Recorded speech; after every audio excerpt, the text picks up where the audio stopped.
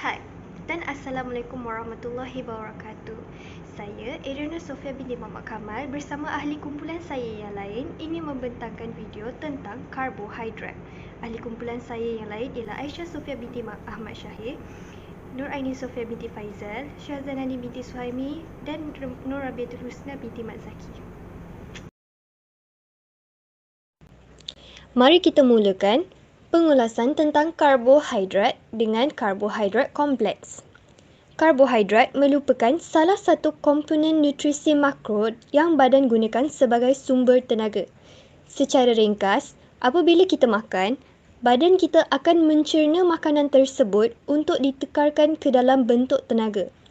Terdapat dua jenis karbohidrat iaitu karbohidrat kompleks dan karbohidrat mudah. Jadi, saya akan terangkan fasal karbohidrat kompleks terlebih dahulu. Karbohidrat kompleks mempunyai 3 atau lebih gula dan diserap dengan lebih perlahan berbanding karbohidrat mudah yang mempunyai 1 atau 2 gula yang diserap dengan lebih cepat. Karbohidrat kompleks mempunyai struktur dalaman yang dipanggil sebagai polisakarida. Apabila masuk ke dalam badan, karbohidrat kompleks memerlukan waktu yang lebih lama untuk dicerna dan badan akan sentiasa mengeluarkan tenaga untuk mencerna.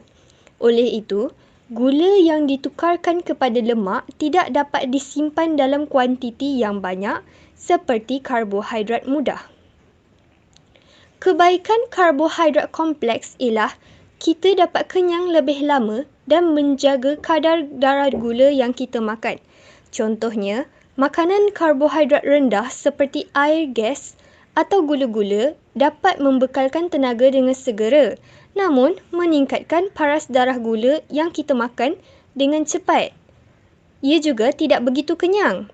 Karbohidrat kompleks juga lebih banyak serat dan nutrisi yang tidak terdapat dalam karbohidrat mudah. Sebagai contohnya, serat dalam roti dapat membantu melancarkan pencernaan tetapi tiada serat di dalam air bikarbonat. Kalau seseorang itu mengikut program diet, pengambilan karbohidrat kompleks dapat membuat kita berasa kenyang dengan lebih lama. Jadi, kita tidak perlu makan banyak.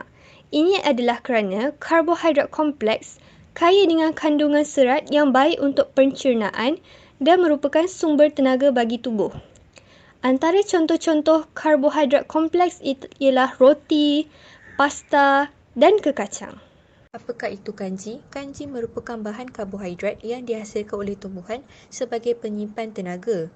Kanji boleh ditemui di dalam biji-bijian dan sayur-sayuran yang merupakan makanan ruji. Makanan ruji ni ialah makanan utama. Contoh makanan utama dekat Malaysia ialah nasi. Nasi asalnya daripada beras. Beras tu kan asalnya daripada padi. Okey, jadi makanan seperti nasi, pasta, gandum dan tumbuhan adalah sumber karbohidrat yang kaya. Kita juga digalakkan memilih kanji tinggi serat berbanding kanji yang sudah diproses dalam diet harian. Seterusnya, apa itu karbohidrat mudah? Maksud karbohidrat mudah ialah karbohidrat yang cepat dicernakan di dalam tubuh. Karbohidrat mudah juga dikenali sebagai karbohidrat ringkas, karbohidrat sederhana. Karbohidrat mudah cepat dihadam menjadi glukosa atau fruktosa dan mampu menaikkan gula dalam darah dengan cepat. Contohnya ialah gula pasir, gula merah, susu, madu, kek dan sebagainya. Glukosa yang tidak digunakan dalam darah disimpan dalam bentuk lemak. Gula di dalam sistem piramid ialah karbohidrat untuk membekalkan tenaga. Gula yang paling penting iaitu glukosa untuk bahan bakar badan, fruktosa iaitu di dalam buah-buahan, madu dan sirap maple, sukrosa iaitu gula cube dan laktosa iaitu gula susu. Gula dia ada banyak jenis iaitu gula khasnya diperoleh daripada susu, buah-buahan atau dalam bentuk pekat seperti gula, madu dan gula-gula yang lain. Kesannya gula kepada badan kita dapat memberikan tenaga, tetapi ia juga satu ketagihan yang membawa kepada obesiti dan punca meningkatkannya risiko kanser jika mendapat gula yang berlebihan.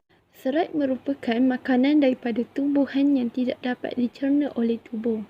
Ia tidak dicerna di dalam usus kecil tetapi boleh dicerna di dalam usus besar.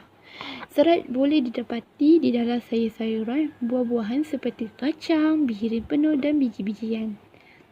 Serat dapat membantu menurunkan kadar kolesterol kerana serat dapat mengikat kolesterol darah dan akan dibuang bersama fesis iaitu najis.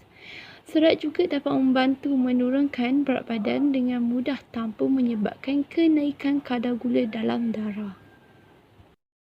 Terdapat dua jenis serat iaitu serat larut dan serat tidak larut.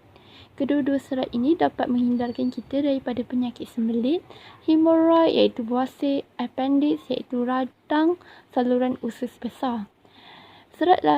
Kebaikan serat larut ini dapat menurunkan tahap kolesterol dalam darah, mengawal tahap gula dan mengawal berat badan. Manakala serat tidak larut gula dapat mencegah risiko kanser kolon, meningkatkan pembuangan air besar dan mengawal berat badan.